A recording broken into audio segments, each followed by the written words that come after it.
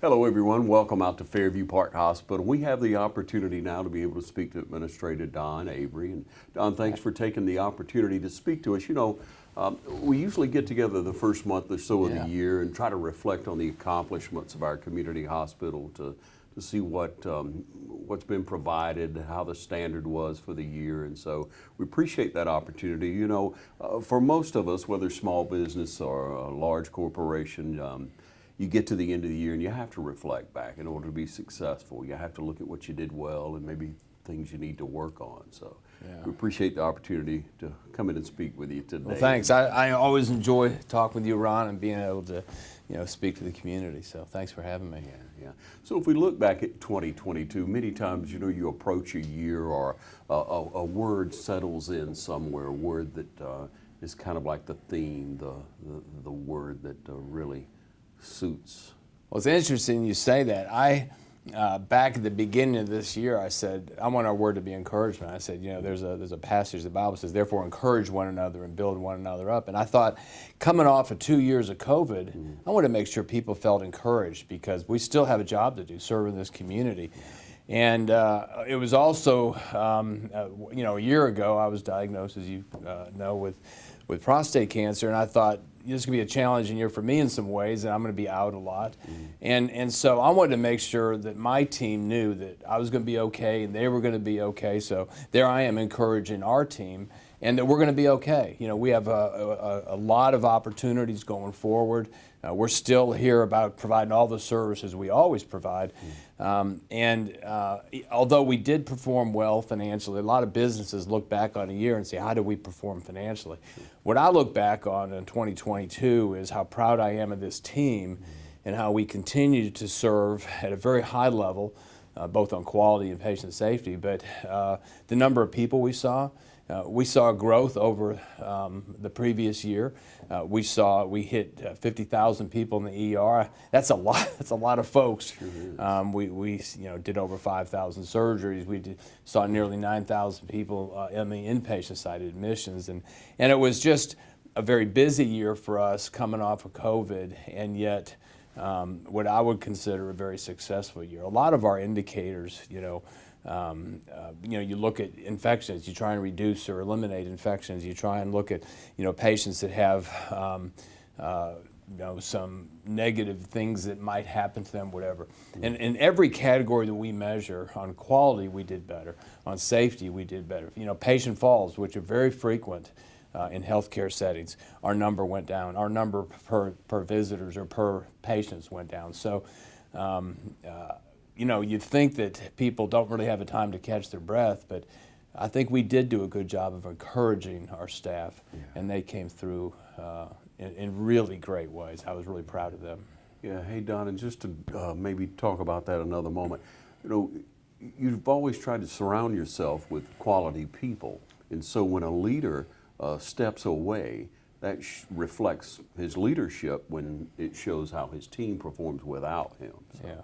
Well, I have a great team here. Anybody that knows the folks here knows that I am surrounded by a bunch of really good people. I was afraid they do too good a job, and somebody, up at corporate may decide they don't need me anymore. But you're right. They stepped up. There were really probably at least 4 months I wasn't here in 22, and now they paid me back. I ended up being on administrative call for a lot of the last couple of months of 22, but my team just stepped up in really great ways. And it's fortunate because we all work well together. We're friends. I mean, we don't just work together. We're not just, professional colleagues. We enjoy our time together, even away from the hospital. And so to watch them and see how they stood up and took care of each other, took care of our directors and our employees, and who obviously take care of our patients. I was real proud, Yeah, I guess so. Speaking with Don Avery, we'll take a short break and be right back. 2022 was another winning season at Dublin Chevrolet. Now we're gearing up for the new year. Whether it's a Trailblazer or a truck or anything in between, our selection is growing every day. I love Dublin Chevrolet so much that I came back and bought another car. Eli sells cars well. Trey sells cars well at Dublin Chevrolet. And remember, go Dogs. Call Mr. Appliance for a speedy expert service. Or your appliance is not performing correctly, call 309-5960. Mr. Appliance of Dublin is your go-to company for dependable quality appliance service. Our experts are committed to delivering exceptional results in a timely manner, whether you need repairs, replacement parts, or general maintenance. Technicians are available on your schedule and always provide courteous, respectful, and quality work every time. Our technicians always explain and ensure understanding so you'll never encounter surprise fees. Trust Mr. Appliance for residential and commercial repair, service, and maintenance. Call 309-5960. That's 309-5960. 309-5960. Serving Dublin and the surrounding area. Mr. Appliance and Speedy Expert Service, a locally owned and operated franchise. So Don, you mentioned earlier how many people come through ER. There have been some changes in ER from what the community's seen, right? Well, you know, one of the things I saw when I got here, are you ready for this? 15 years ago, it's been a long time, is we needed to do some improvements in the ER. And over the years, we've done some. We had a major improvement and expansion about 7 years ago. And we realized that as it continues to grow, we needed to do some more. So we embarked last fall on an expansion renovation of the existing ER, mostly expansion. The first phase of that completed a couple of weeks ago. But it began, you know, in the last quarter of 22, and we won't be done until April. And quite frankly, it's a bit disruptive down there right now. We're continuing to see a lot of patients, and the goal when we're all done is we will have a new waiting area, we'll have new registration areas, we'll have better security down there, which will be good for our patients and our employees. And we'll have 6 more treatment rooms. It doesn't sound like a lot, but that's about a 20% increase of our total number of treatment rooms. And so that'll increase our capacity to see people, but it'll also improve the workflow and how we take care of the people that are coming through every day right now. So we're about halfway through that job, but we continue to find ways to make sure that we see all those people that come through our ER. And so many people have to choose the emergency room. So many people have to because of their illness, because of the position that they're in. They can't go to an immediate care and get the help that they really need. Right. So There are, I think, a couple of urgent care centers, immediate care centers in the area, but you're right. A lot of people come there with kind of basic needs. Part of that is a shortage of primary care physicians, which we're experiencing really all over the country, but certainly here in Georgia. We have a well-staffed ER, well-equipped ER, and a lot of people feel comfortable coming there. About 15% of our admissions come through the ER, and so we know that, about 15% of the people who come to the ER get admitted. About 80% of our total inpatient admissions, 80% of our admissions come through the ER. Now, obviously, a lot of planned things come through there, but imagine, most people don't plan to get admitted unless you're having a baby or you're going to have surgery. And so a lot of the people, the majority, in fact, that get admitted to the hospital, to our ICU, to our medical units, surgical units, are coming through the ER. So the ER's, you know, probably the most important portal. You know, we always say the front entrance to the hospital is the ER, not at the circle at the front of the hospital. So it's a pretty important department. yeah. So you mentioned surgery, the operating room. You've had some changes there, some improvement. Another opportunity for us. Our surgery continues to grow between 6 and 8% over the last 5 or 6 years, which is remarkable for a community that is not much growth. In fact, virtually no growth the past 2 decades. But what that shows you is that we're increasingly a regional referral hospital for the 10 or 12 counties around us. We've added surgeons to our staff. We have another actually joining us next month. And what's happened is we're doing more surgery, and the need for space has become, you know, pretty important. So we're adding some new operating rooms. We're renovating, we will be renovating, we're in that project right now, which will really take most of 2023, but we'll end up with the new waiting areas, new pre-surgical areas, new post-surgical areas, and then as that job finishes up, we'll be enlarging and renovating our existing OR. So when we're all done, we'll have larger, better, more equipped operating departments, operating suites in the operating department, and quite frankly, again, better able to serve people. Yeah. The most important thing, though, is really the staff. The staff has grown along with the medical staff, and we're able to continue to see. We anticipate we'll see growth again this year. Wonderful. At Fairview Park Hospital, where we'll take a short break and we'll be right back with you. Allen's Heating and Cooling is your licensed Amana equipment dealer. Trust Allen's Heating and Cooling to install and service your heating and cooling unit. Allen services all brands, and with the purchase of a new Amana, offers a lifetime compressor warranty. Call Sean Clark or any of his friendly staff at Allen's Heating and Cooling, your Amana dealer. Amana lasts and lasts and lasts. Jeff Shepard here back in Roach Farm and Garden, where hunting season never ends. Need a new feeder? Roach Farm and Garden carries Boss, Buck, and Moultrie, Spin, and Gravity. Even got them that hold 600 pounds, and that's a lot of feed. Speaking of feed, Roach Farm and Garden carries 4S Draw, FRM, Wild Game Innovation, and even Antler Extreme. Whole kernel corn, corn on the cob, pick up your salt blocks, and even have trophy blocks. Don't forget, Roach Farm and Garden carries trapping supplies so you can take control of your property. It's right next to the 4S Draw. You need something to cook your game? Roach Farm and Garden has grills, griddles, fryers, and smokers. Roach Farm and Garden carries a full line of patio furniture, flags, wind chimes, and bird feeders. Don't leave out of here with some holy boots and shoes. We got a full line of Carhartt and Georgia boot. Come see us at Roach Farm and Garden, 2 locations, Wrightsville and Dublin.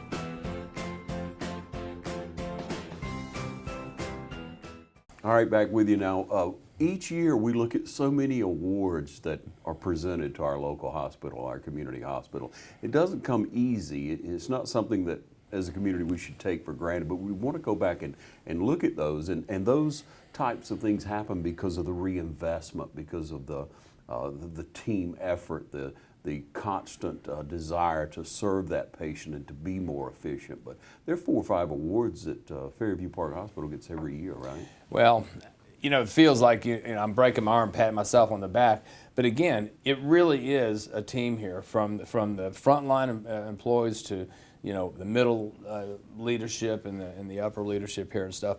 But what it comes down to is developing processes, hiring the right people to implement those processes, and doing things well. And we keep looking at how can we make this better, how can we make this better. And there are awards out there. There's organizations that rate and grade hospitals.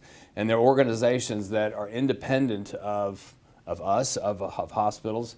And so they are being very objective, I think, in looking at those rating systems. There's an organization, IBM used to be a part of it, and that name has changed, but they look at hospitals and they grade them. They have what's called the top 100 hospitals, and there's actually 5 categories. In each category there's 20 hospitals, so it's really not 100 in any specific category. So we're not rated against Grady or Emory or a giant hospital, sure. But we're also not rated against very small critical access hospitals. We're in the category of medium community hospitals, and we have been awarded that 7 times in the past 3 years consecutively, a top 100 hospital, which means the top 20 in that category nationwide. The Centers for Medicare and Medicaid Services, CMS, also rates hospitals. They have a star system based on a number of items that are quality and patient safety, outcomes, financial results, et cetera, et cetera. And you can have a 1-star up to a 5-star. And a few years ago, we were a 4-star hospital, and I thought, wow, I was really proud of that, because I thought to get a 5-star would be hard. And yet we were awarded last year a 5-star rating by CMS, and I was real proud of the team, for that rating. There's an organization called Leapfrog, which is kind of a funny name, but it's a pretty serious rating system, because they specifically look at patient safety and outcomes. So they're looking to see how safe is that hospital. You're likely to get an infection there. You're likely to get injured. You're likely to have a negative outcome of some sort. And they rate their hospitals from F to A. And again, that's an area that I'm real proud of our results. They've been doing this for 12 years, and twice we got a B, and every other time we've gotten an A. And we've had an A several years in a row, and that means to the patients out there when they come here, their safety is our highest priority, and their outcomes and their care is our highest priority. And according to the LEAPR organization, we do a pretty good job of that. Yeah. Most thing I'm probably proud of is how our physicians, our employees, and our patients rate us, and those satisfaction scores we get. You know, the physician engagement or satisfaction, our employee engagement, and the patients. You know, they do surveys, and we are in the probably the top quartile of all hospitals in the country, and all those together, and in some categories in the top 10%. So we do real well, and I guess that's kind of bragging, but it's really bragging on the 750 people that work here. Yeah, that's what it takes, doesn't it? All right, and then we look ahead. 2023's here. You approach the year with certain goals, obviously completing some of the projects that you mentioned earlier, but you look at what you want to focus on. Is there a word you've chosen for this year? I haven't come up with a word for this year. Part of me says survival. There's so much going on this year. We've got some new doctors coming in surgery and primary care. We have an opportunity to again finish up those two projects. We'll finish the ER project in April. It will be the end of the year before we finish up the OR project, and we actually have two more on the drawing boards. Actually, they're not on the drawing boards. They're completely done as far as the planning and design. We're waiting to get them funded, but we hope to be able to expand our ICU, our intensive care unit. We have a 16-bed ICU, and that unit has been full almost nonstop for the last 3 years. Our average census is over 95%, which means as soon as somebody leaves, someone else is coming in. Today, right now as we sit here, there's 5 people in the ER waiting to get into the ICU, and our ICU is full. So our goal is to build 8 more. We'll convert some existing beds to ICU beds, and hopefully that will begin before the end of the year.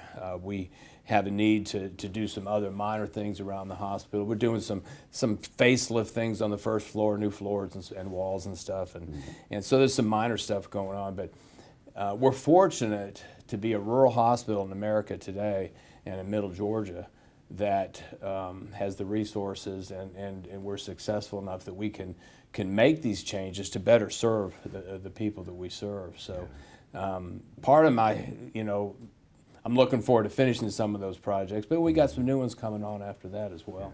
Yeah, again, the reinvestment into the service for the community is so evident here at Fairview Park Hospital. Such a blessing for this regional hospital, this community to be able to have. Well, we are fortunate. Our affiliation with HCA makes a lot of that possible. Between last year and this year, we've spent almost $9 million on equipment.